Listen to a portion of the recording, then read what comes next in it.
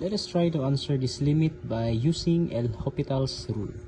If we were be plugging in directly the value of x, the limit would give us e raised to 2 times 0 minus 1 over sine 0.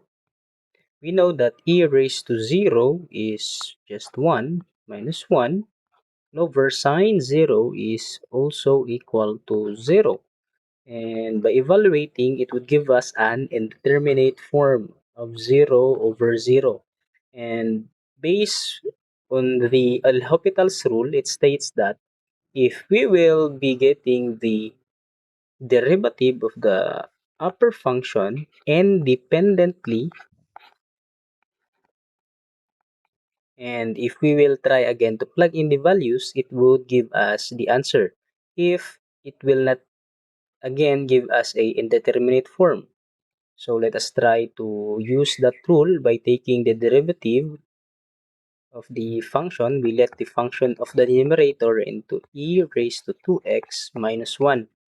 So if we will take the derivative of the numerator, it would give us e raised to 2x times derivative of 2x is just 2 minus derivative of constant is just 0. So it has the answer of 2 e raised to 2x.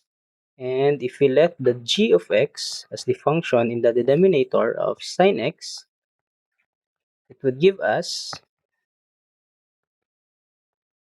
if we take its derivative, it will give us cosine x. So if we will be rewriting the problem again, the limit of, by rewriting its the derivative form, 2 e raised to 2x all over cosine x as x approaches to 0.